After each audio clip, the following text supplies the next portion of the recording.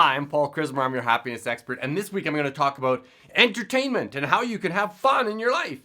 And I'm in a city that's all about fun and celebration and partying and all that kind of stuff. And it's a funny thing. I moved to Vegas a little over 2 years ago, and this is not a word of a lie. I have not spent a single nickel on gambling, and it wasn't really intentional at first. When I first got here, I didn't have any interest, and then after many months had gone by, I said, hey, this is actually a good thing that I'm not wasting money gambling. So then I kind of made a decision, I'm not going to gamble. And I just haven't. But that is such a small element of the entertainment that's to be found in this city. And in spite of the huge sums of money, billions of dollars that the casinos take in, they also provide a lot of attractions that are to get you to the casino so that you can gamble. And tonight, I'm going out to a comedy club. And I've been to a few here in Vegas. And of course, Vegas attracts really high quality acts. And so I expect we're going to have a great time, laugh a lot, and just enjoy our time together. And the interesting thing is that when you're enjoying comedy, it's less about the comic on the stage and usually more about the connection you feel with the people that you're there watching the comic with, and even the crowd as a whole. Humor has this bizarre, high quality, happiness enhancing effect in our lives. And very briefly, that's what this video is going to be about. So stay tuned, it's coming right up. As international public speakers and best-selling authors, stay tuned to hear Paul and Jackson teach the practical science behind happiness and success. Yeah, so I saw this very interesting article in The Atlantic, and David will include a link in the description below.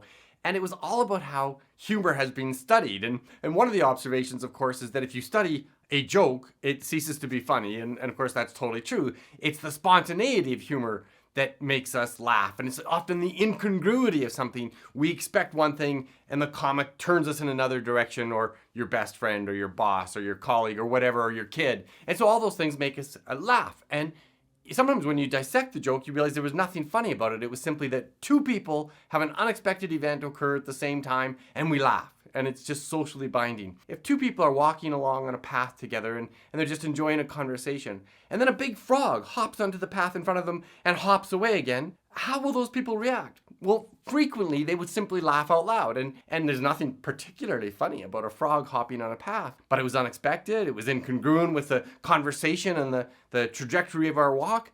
And it was a surprise. And so we laugh. And so that is the interesting thing about humor. It's the social bond that it connects.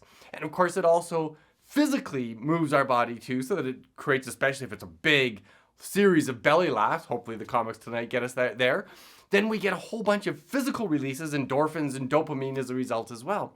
And there's even been lots of academic study about comedy and humor. And one of the really interesting ones that I thought was just fascinating in this article was they took a group of senior citizens, selected them to be a part of the experiment, and then had another group of senior citizens that were the control group. And the studied group had exposure for 8 weeks to humorous stories, daily jokes, and just lots of funny stuff going on for them.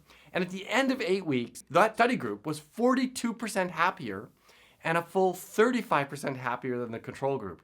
So again, I just love how things that make just common sense and they seem like, of course, this is true. But when we bring up the science to support it and just say, yeah, we can objectively prove this to be true, well, then maybe it's instructive to us. It tells us to go out and look for opportunities to have fun and humor in our lives. And I like all kinds of movies, but I prefer comedies.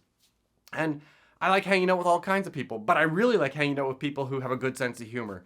And I also know that even in my work, that when I'm lighthearted and cheerful and looking for kind of funny, odd things to say that are incongruent and surprising and in the context of a social setting, it entertains other people.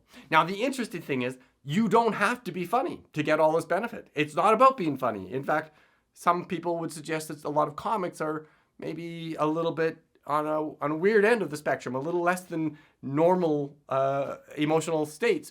And so it's not about being the comic. It's about being free to be in amusing, positive environments yourself and letting yourself laugh when you can. And then go ahead and let loose and tell a few jokes yourself because the other people around you will enjoy that.